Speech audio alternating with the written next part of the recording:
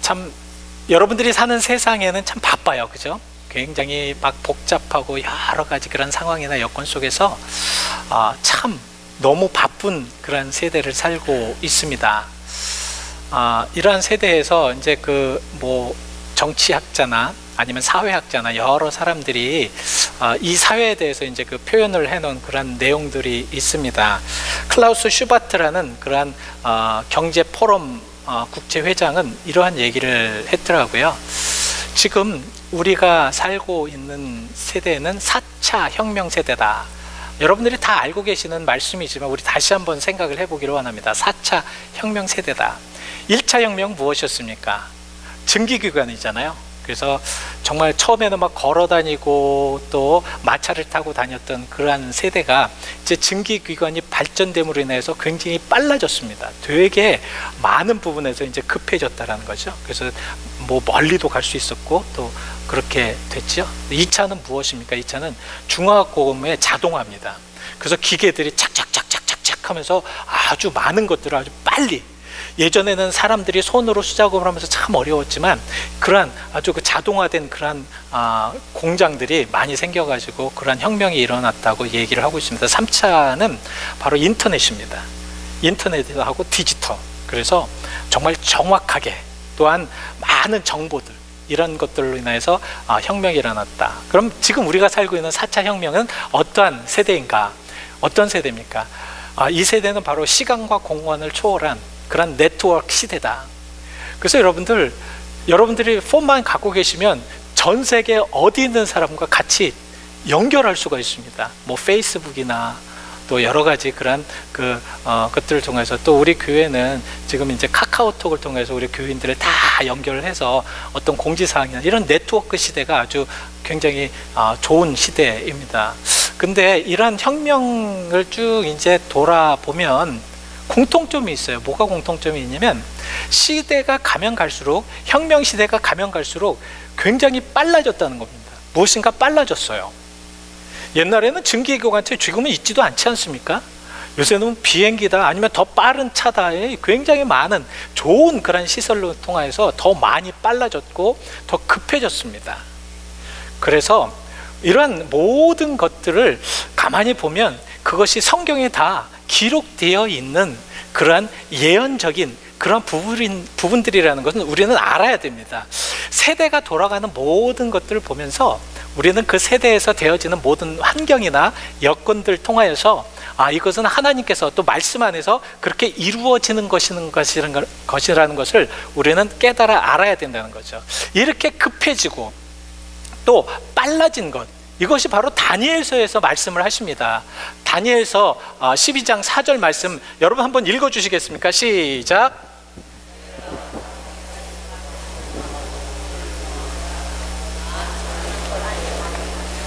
식이 더하리라. 자, 저 식이 아니라 지식입니다. 예, 그 뒤에 그 원본에는 이렇게 지자가 나왔는데, 자, 마지막 때에 이 말을 간수하라. 그리고 봉합하라. 그리고 사람이 빨리 왕래할 것이다. 급해질 것이라는 거예요. 사람이 무척 급해지고 그리고 지식이 많아져가지고 많은 지식을 통하여서 사람들이 놀랄 만한 그러한 것들이 많이 나타날 것이라는 말씀이죠. 자, 이러한 상황 속에서 자, 그러면 어떻게 돼야 돼요? 시간이 많이 남잖아요. 그렇죠? 옛날에는 몇 달을 걸어서 걸어 다니는 그러한 것을 바로 이제는 몇 시간이면 갈 수 있는 그러한 삶을 살고 있다면 여러분들은 분명히 시간이 남아야 됩니다. 그죠? 그게 좀 여유로워져야 되죠. 근데 현대 세대를 보니까 더 바빠지고 더 여유가 없고 더 시간이 없으신 것 같아요. 그렇죠? 우리들의 삶을 가만히 보면 참 많은 부분에 대해서 좀 여유롭게, 그래서 참 신앙생활도 좀 여유롭게 하고 그래야 되는데 시대 가면 갈수록 더 바빠지고 더 빨라지고 그리고 여유가 없어서 더 피곤해 하셔요. 그래서 많은 분들을 보면은 참 피곤에 쩔여 있는 그런 삶을 사시는 분들이 너무도 많으세요. 왜 그렇게 되는가? 왜 이런 모습으로 되는가? 이것은 바로 제가 봤을 때는 자아가 상실된 모습 속에서 살아가고 있지 않은가. 그래서 저는 이 세대를 향해서 자아 상실 시대가 되지 않는가. 자기를 찾을 수가 없어요. 너무 빠르기 때문에, 너무 급하게 살기 때문에. 예전에는 그래도 무엇인가를 보려면은 책을 봤잖아요. 책을 보면서 이렇게 책을 좀 은근하게 또 천천히 보면서 우리를 생각하고 우리를 좀 다듬는데, 이제 지식이 발달되고 그러니까 인터넷만 탁 쳐서 자기가 원하는 것들을 딱딱 치면 빨라져요. 그러니까 저도 책을 잘 안 보게 돼요. 어떤 정보를 얻으려면 인터넷 딱 쳐가지고 그 다음에 그거를 딱 쳐가지고 하면은 뭐 얼마든지 그의 정보나 그런 지식이나 그런 것들이 많이 나온다고요. 근데 이렇게 하다 보니까 깊어지지가 않는다는 거예요. 사실 우리 다 여기 이제 계신 분들 어렸을 때는 또 참 시인도 되셔서 딱 떨어지는 이파리 한 마리를 딱 보면서, 하나를 보면서 시를 적지 않습니까? 아, 시대가 같구나. 아, 날이 같구나. 근데 현대에는 이런 것들이 없지 않습니까? 그걸 왜 쓰냐고, 그걸 왜 하냐고. 왜냐면 그만큼 바빠지고 빨라졌기 때문에 그랬다는 거죠. 그러니까 자기 상실이 되어버리니까 자기를 찾을 수 없습니다. 자기를 찾을 수 없으니까 꼭 기계적인 그런 부분으로 사는 것 같아요. 그래서 우리는 매너리즘에 빠지는 경우가 너무도 많습니다. 삶이 매너리즘이에요. 그냥 아침에 일어나면 기계처럼 딱 일어나서 자기 일하고 자기 생각하고 자기 모든 것들을 다 합니다. 하는데 감동이 없잖아요. 마음에 감동이 없지 않습니까? 깊은 무엇인가 이렇게 좀 느껴야 되고 깨달아야 되고, 우리가 정말 세상을 살면서 악하면 악한 모습을 보면서 악하다라고 마음 딱 치면서, 또 기쁘면 기쁜 모습을 보면서 즐거워하면서 이런 모습으로 살아야 되는데, 이런 것들을 잃어버렸어요. 잃어버리니까 그냥 아주 위험하고 어렵고 무서운 것들도 자기하고 연결이 안 되면 느낌이 없는 거예요. 그래서 주변 세상 사람들이 만약에 뭐 큰 천재지변으로 해서 많이 죽고 사람들이 많이 고통받고 어려움을 당해도 내 것이 아니면 감각이 없어져요. 별로 느낌이 없다라는 겁니다. 우리는 이러한 세대에 지금 살고 있습니다. 이러한 세대를 사는 우리들을 통해서 지금 성경은 그런 세대를 통해서 너희들이 온전하게 하나님 은혜 가운데 살아가라는 것입니다. 그래서 성경은 이런 세대를 사랑하는 우리들을 통해서 무엇이라고 말씀을 하고 있냐면, 정말로 하나님께 돌아오라고 말씀을 하고 있습니다. 하나님께 돌아오라. 그래서 그 하나님께 돌아와서 하나님을 완전히 의지하면서, 하나님을 따라가면서 오직 하나님만 바라면서 살아가라고 하고 있습니다. 그것을 우리는 뭐라고 하냐면 신의 안에 산다고 그럽니다. 신의 안에 산대. 하나님을 중심으로 산다는 거죠. 하나님을 의지하며 산다는 것입니다. 내가 무엇을 하든, 어떤 상황이든, 어떤 여건에 살든, 어떤 환경에 살든 나의 모든 것의 중심은 하나님이 돼야 된다는 말씀입니다. 이것이 신유 안에 산다고 그래요. 자, 우리는 그럼 신유 안에 살아야 되는데, 하나님을 중심으로 살아야 되는데, 하나님의 중심으로 살기 위하여서 과연 어떻게 해야 되는가? 무엇을 해야 되는가? 여러분 어떻게 해야 됩니까? 이것의 가장 중심이요, 이것에 대해서 신의 안에서 가장 모범적으로 사신 분이 있습니다. 예수님이십니다. 예수님을 한번 따라가면서 우리는 그 모습을 따라서 우리가 한번 생각해 보시자는 거죠. 자, 예수님은, 그래서 바울은 예수님을 통하여서 무엇을 배우라고 하느냐? 빌립보서 2장 5절 말씀에 이런 말씀이 있습니다. 너희 안에 이 마음을 품으라. 그리스도 예수의 마음이니. 이것이 우리가 신이 안에 들어가기 위한 가장 먼저 해야 될 일입니다. 예수의 마음을 품으라. 근데 저 마음이 어떤 마음이냐? 저 마음이 과연 어떤 마음이길래 지금 예수 그리스도의 마음을 품으라고 하는가? 여러분, 예수 그리스도의 마음을 품는데 저 마음이 무엇입니까? 저 마음은 바로 빈 마음입니다. 낮아지는 마음이에요. 예수님께서는 자기 마음을 완전히 비워서 완전히 낮아졌다고 7절에 말씀을 하고 있습니다. 오히려 자기를 비워 종의 형체를 가졌다.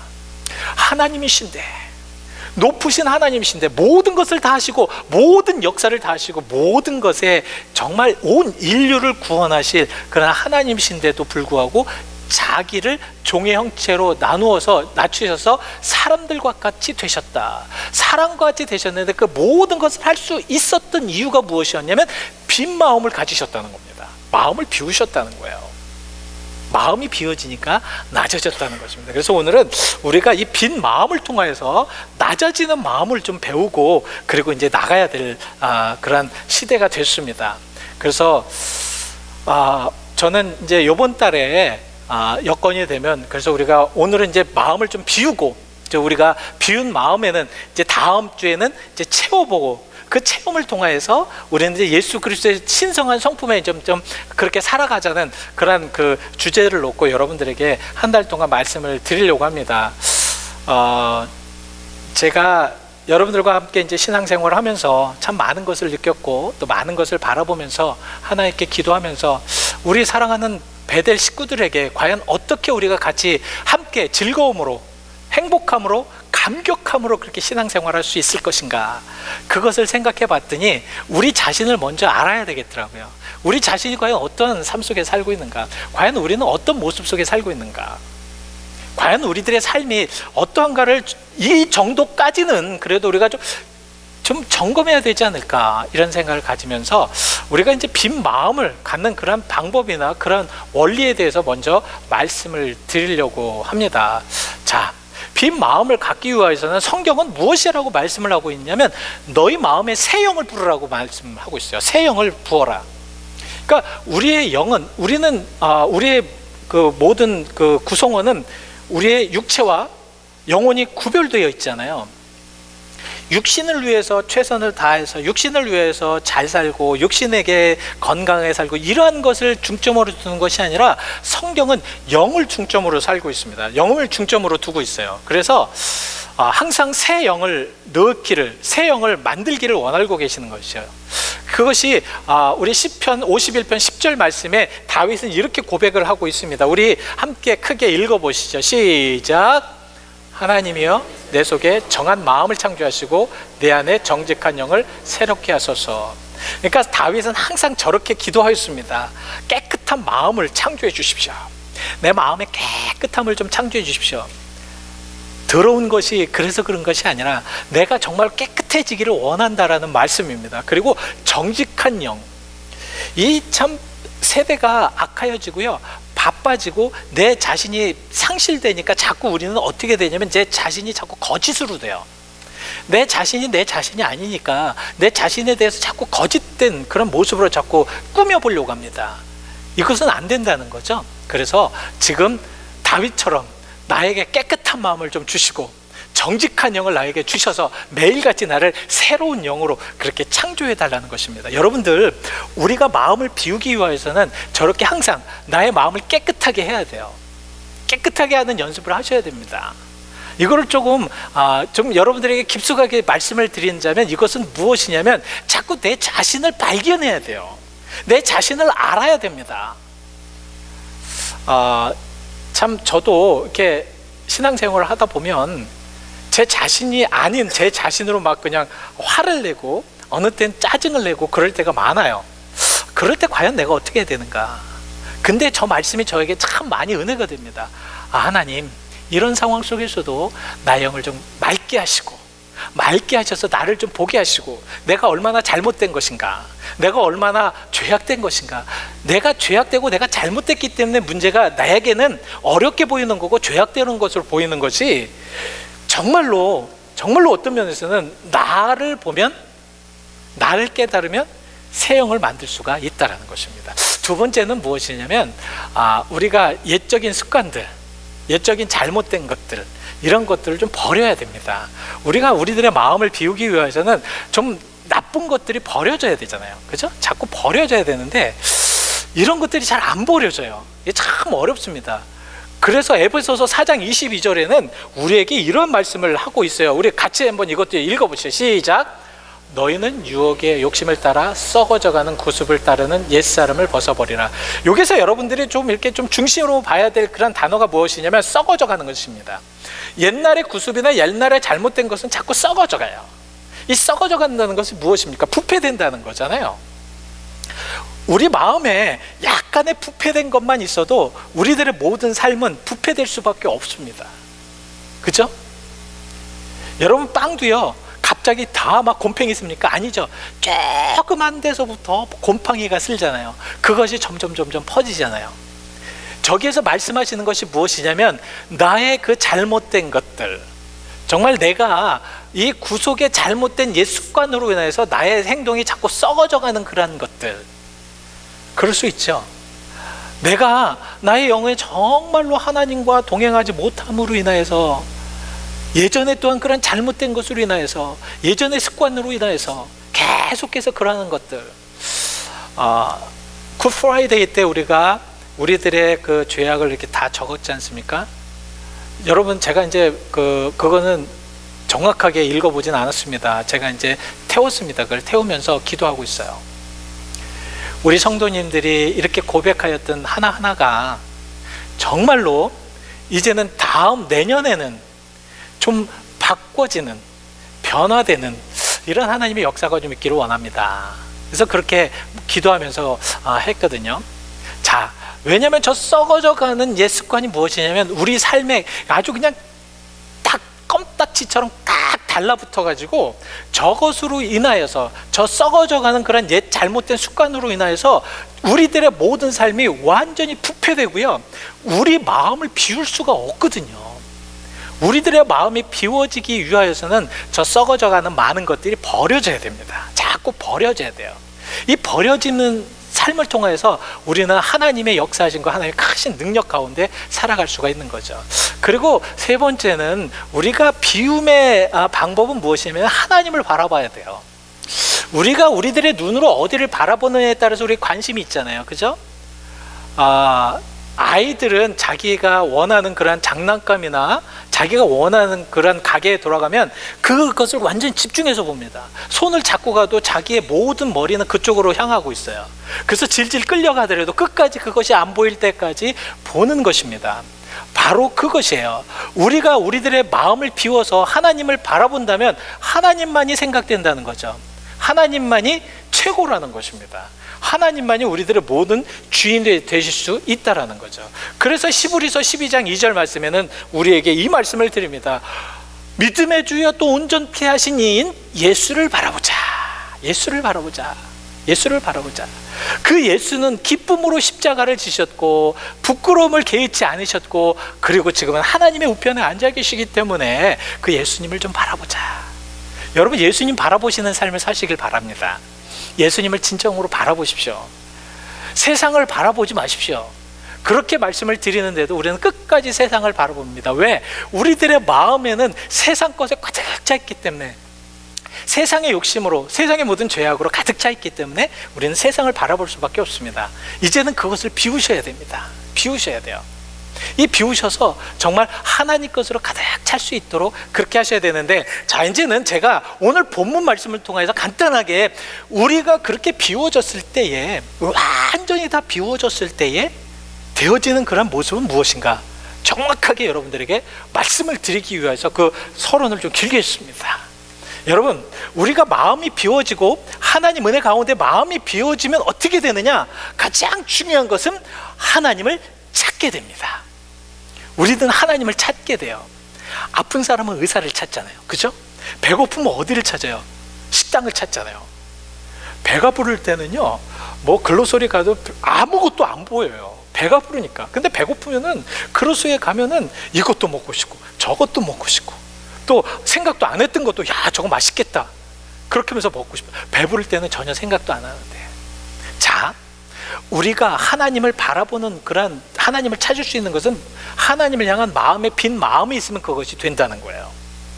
이 하나님을 바라봤을 때, 빈 마음이 됐을 때 우리는 우리들의 자신을 발견할 수가 있습니다. 하나님을 온전하게 믿었을 때 하나님 안에서 나를 발견해야지, 세상 가운데서 나를 발견하게 되면 그것은 온전하고 정확한 것이 못 됩니다. 그러나 깨끗하고 순수하고 거룩한 하나님 앞에 내 자신이 딱 놓아져서 발견이 돼야지 그 발견함을 통해서 느껴진다는 거예요. 이스라엘 백성들이 자기의 죄들로 인하여서 결국은 어떻게 됐습니까? 요새 이제 여러 통독을 통해서 많이 배우세요. 여러분, 우리가 신앙생활 하면서 역사적인 부분들을 좀 이제 배우셔야 되는데, 자, 북이스라엘은 어디에 망했죠? 아수르에 망했죠. 남유다는 어디에 망했습니까? 어디에? 그냥 웅성웅 거리시는데 바벨론에 망했죠. 근데 그들이 그렇게, 남유다가 다 망해졌잖아요. 망하고 나서 회개를 합니다. 우리 민족이 이만큼 하나님을 배반하고 하나님을 떠났구나. 하나님을 떠났구나. 그리고 결국은 그들은 바벨론의 포로로 다 많이 잡혀갑니다. 잡혀가고 나니까 더 생각이 나는 거예요. 내가 이렇게 하나님을 바라보지 못하고, 내가 하나님을 찾지 못하고, 하나님을 온전히 깨닫지 못하였구나. 그러면서 쓴 시가 시편 137편입니다. 137편을 보면 참 구구절절이 아주, 내가 바벨론의 그 강가들에서 시온을 생각하면서 울었다. 한번 그 시편 137편 1절을 한번 보시죠. 우리가 바벨론의 여러 강변에 거기 앉아서, 많은 사람들이 앉아서 시온을 기억하며 울었다. 그들이 하나님을 찾을 수 있었는데, 하나님의 은혜를 체험할 수 있었는데, 하나님은 계속해서 그들로 하여금 너희들 이렇게 하면 위험해, 이렇게 하면 너희들은 큰일 나, 이렇게 하면 너희들은 다른 나라에 잡혀갈 수밖에 없어라고 계속 선지자들 통해서 말씀을 하셨는데, 이스라엘 백성들은 그걸 듣지 않았어요. 결국은 포로로 잡혀가고 나서 어떻게 했습니까? 저렇게 바벨론 여러 강변에 앉아서 우리가 시온을 기억하면서 울었다. 우리들의 모습을 다시 한번 좀 생각해 봐야 될 그러한 은혜인 줄 믿습니다. 자, 그렇게 해서 우리가 하나님을 발견한 것이, 우리가 하나님을 찾는 것이 그럼 과연 무엇인가? 그 정의가 무엇인가? 오늘 우리 본문을 통해서 한번 말씀을 나눠보려고 합니다. 하나님을 찾는 그 정의가 무엇인가? 여러분, 하나님을 찾는다는 것은 무엇을 의미하냐면, 첫 번째 하나님을 부른다는 것을 의미합니다. 여러분, 하나님 부르고 계셔요? 하나님을 온전하게 부르고 계십니까?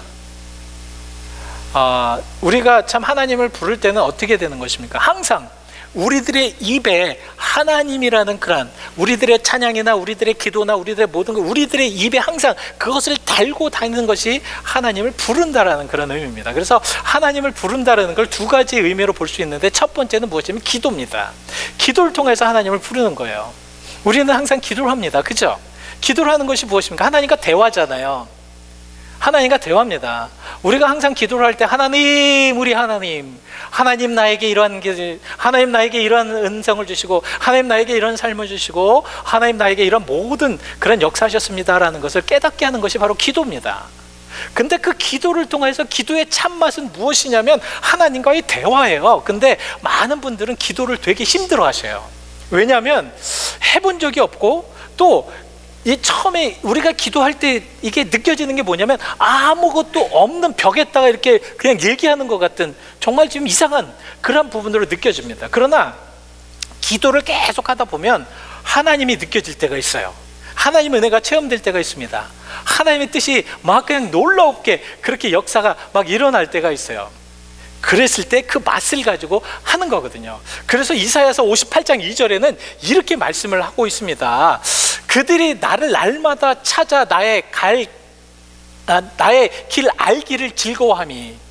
그러니까 항상 하나님을 찾다 보니까 하나님의 길이 어딘지, 하나님의 뜻이 무엇인지, 하나님의 판단이 무엇인지, 하나님의 역사가 무엇인지, 하나님께서 나를 위해서 정말 원하시는 모든 것이 무엇인지를 안다는 거예요. 기도를 통해서 그렇게 아니까 무엇이에요? 계속 날마다 나에게 기도한다는 거죠. 나와 함께 동행한다는 겁니다. 나와 함께 역사하심으로 그렇게 하신다는 거예요. 그리고 두 번째는, 우리가 하나님을 부른다라는 그러한 의미의 두 번째는 바로 찬양입니다. 우리가 기쁠 때 찬양하잖아요. 그렇죠? 우리가 참 기뻐지면 찬양할 수 있지 않습니까? 여러분, 기뻐지면 찬양 안 되세요? 저희 어르신들을 다 뵈면은 항상 기쁠 때는 흥얼흥얼 하시면서 부엌에 계셨으면 항상, 저희 어머니는 그러셨어요. 마음이 기쁘시면 예수 사랑하시면 이거를 노래 안 하시고 그냥 흥얼흥얼 다니시면서 그렇게 하셨습니다. 왜냐면 마음이 기쁘니까. 마음이 기쁜 자들에게는 찬양이 넘칩니다. 그죠? 이 찬양을 통해서 하나님께서는 정말 놀라운 하나님의 역사하심을 이렇게 깨닫게 하시는데, 자, 그런데 이러한 마음의 그런 기쁨의 찬양은 여러분들 그냥 찬양으로 노래를 하는 것이 찬양이 아닙니다. 찬양은 선포예요. 선포입니다. 내가 하나님을 정말 사랑한다라는 선포고, 내가 하나님의 계심을 선포하는 것이고, 내가 하나님의 그 구원하심을 선포하는 것이 선포의 그런 것이 찬양입니다. 그리고 기도입니다.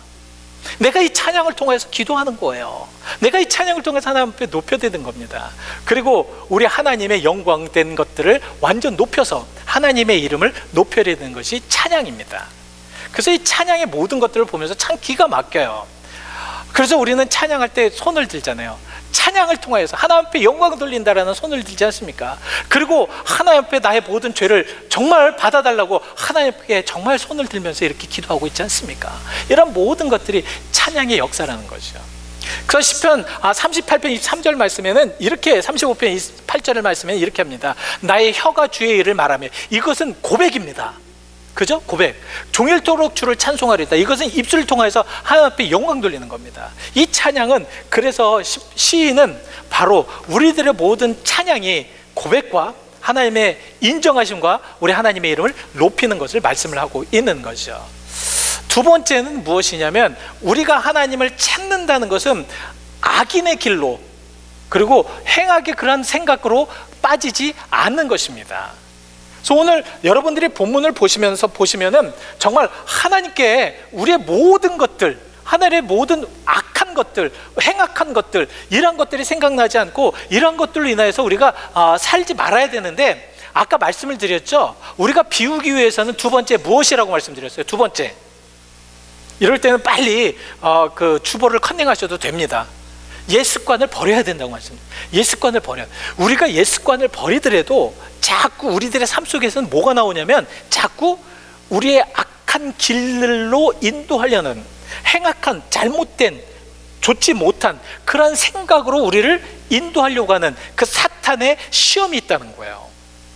그래서 우리가 모든 것을 버렸다고 해도, 우리가 은혜를 받았다고 하여도, 우리가 정말 하나님 이제 제대로 살겠습니다라고 고백을 했다고 하여도, 그 사탄은 계속해서 우리를 악한 길로, 행악의 길로 그렇게 인도하시고, 그리고 잘못된 것으로 그렇게 하기 때문에, 그러기 때문에 우리가 멸망당할 수밖에 없다는 거예요.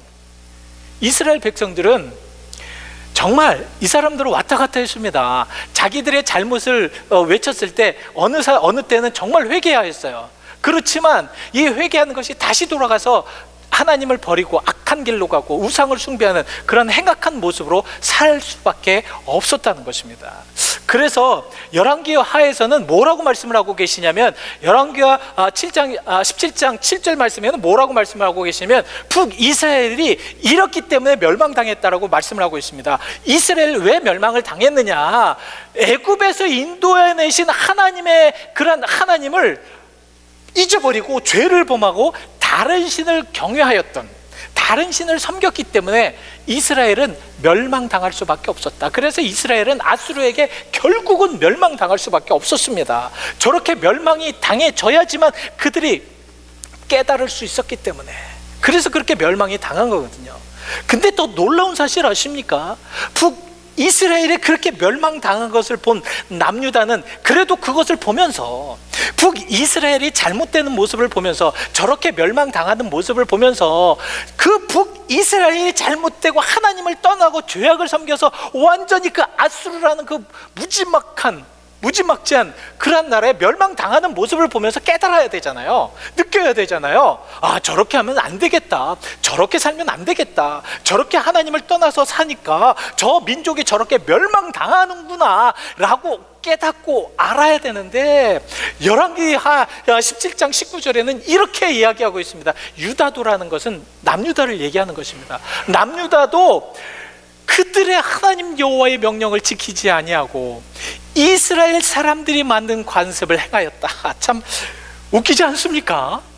이 북이스라엘이 만든 모든 관습을 따라서 행하였다. 이스라엘 백성들이 멸망당하고 이스라엘 백성들이 잘못되어서 하나님 앞에 완전히 멸망되는 모습을 보고도 남유다 사람들은 그 모든 것을 그대로 관습을 따라했다는 것입니다. 근데 이것이 우리들의 모습이 아닌가 생각이 됩니다. 그죠? 이것이 우리들의 모습이 되지 않는가.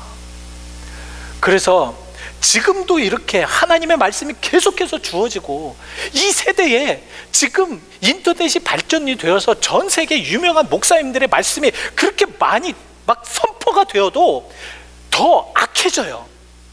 세상은 더 아주 악의 구렁텅이로 빠지고 있습니다. 악의 길들로 막 가고 있어요. 교회도 교회 나름대로 교회의 모습을 세워지지 못하고, 그 교회의 온전한 모습이 아니라, 하나님께서 원하시는 그러한 모습이 아니라, 교회도 정말로 죄악된 모습 속에 들어가고 있습니다. 성도들과 목회자들도 막 그냥 악을 행하고 있어요. 행악을 행하고 있습니다. 모든 생각들이나 모든 것들이 하나님의 중심이 아니라 세상의 중심, 악의 중심으로 빠져 있어서 완전 멸망의 지경으로 가고 있어요. 이것은 분명한 것은 아직도 이러한 경고와 이런 메시지에도 불구하고 변하지 않는 것은 둘 중에 하나입니다. 자기의 옛 썩어져가는 구습을 버리지 않았던가, 아니면 악한 생각, 악한 길로 계속 가는 사탄의 모든 시험에 넘어졌던가, 둘 중에 하나입니다. 그렇지 않고는 우리가 이렇게 악해질 수가 없다라는 거죠. 자, 마지막으로, 그래서 지금 우리가 하나님을 찾는다는 것은 하나님께 돌아간다는 의미입니다. 하나님께 돌아간다. 하나님께 돌아가야 돼요. 여러분, 여호와 하나님께 돌아가야 됩니다. 마음을 비우고 하나님께 가셔야 됩니다. 하나님을 찾는다는 것은 바로 내 모든 마음이 비워졌으니까 하나님께 돌아간다는 그런 의미가 됩니다. 왜 돌아가야 됩니까? 왜 하나님께로 가야 되는가요? 왜 하나님께 우리는 돌아가서 그 가운데 살아야 되니까? 왜 그렇게 되나요? 왜냐하면 그 가운데 생명이 있기 때문에 그렇다는 거예요. 그 가운데 하나님의 역사가 있기 때문에 그렇다는 것입니다. 그 가운데 예수 그리스도 안에서 영원한 생명이 있기 때문에 그렇다는 것입니다. 베드로전서 2장 24절에 그래서 우리에게 이렇게 말씀을 하고 있습니다. 친히 나무에 달려 그 몸으로 우리 죄를 담당하셨으니 죄에 대해 죽고 의에 대해 살게 하려 함이라. 의에 대해 살게 하려고, 우리는 살려주시려고. 그래서 오늘 본문 7절 말씀에 돌아오라는 거예요. 돌아오라는 겁니다. 여호와께 돌아오라는 거예요. 돌아와야지만 살 수가 있다는 것입니다. 그래서 마지막으로 여러분들의 결론으로 말씀을 드리면서 여러분들에게 이 말씀을 드리려고 합니다. 그래서 오늘 여러분이 말씀을 들으시고 그냥 한 귀로 듣고 한 귀로 흘려버리지 않으시기를 부탁드리겠습니다. 그러셨으면 좋겠어요. 여러분, 우리가 진정으로 우리들의 모든 영혼이 좀 소생할 수 있도록, 다시 한번 생성될 수 있도록, 우리의 영혼이 정말 우리가 하나님을 믿었을 때 그 감격, 하나님께 주신 은혜를 우리가 체험했을 때 그 놀라운 역사하심, 이런 것으로 살아가는 것이 중요하겠다. 그래서 여러분들에게 시편 68편 23절 말씀을 이렇게 드리려고 합니다. 공고한 자가 이를 보고 기뻐하느니 하나님을 찾는 너희들아, 하나님을 찾는 너희들아, 너의 마음을 소생하게 할지어다. 하나님을 찾으면 우리들의 마음이 생성됩니다. 기쁨이 생성되고요, 즐거움이 생성됩니다. 여러분 어떠십니까? 여러분들의 빈 마음에 하나님의 은혜가 되면 여러분들의 축복된 모습 속에서 여러분들의 기쁨과 여러분들의 정말 즐거움, 살아계신 하나님의 역사하심으로 그렇게 체험되는 여러분들이 되어야 될 줄 믿습니다. 자, 이제 마무리를 좀 하려고 해요. 우리가 비워지는 마음, 참 중요한 마음이에요. 비우기 위해서는 어떻게? 첫 번째는 어떻게 해야 된다고요? 어떻게? 그냥 놔둘까요? 아니면 어떻게 해야 됩니까?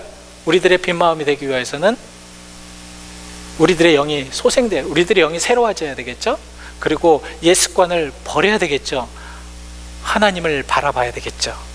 그래야 하나님을 찾을 수 있습니다. 이 찾는 그런 마음에는, 진짜로 찾아대는 마음에는 우리 하나님을 불러야 되겠죠. 우리 기도와 찬양으로. 또 하나님을 어떻게 해야 됩니까? 정말 나의 주 하나님을 바라보기 위해서는 악한 길, 악한 생각들을 버려야 되겠죠. 그리고 마지막으로는 진정으로 우리들의 모든 삶이 하나님께로 다시 턴백하는, 다시 하나님께로 돌아가는 그런 삶이 되어야 될 줄 믿습니다.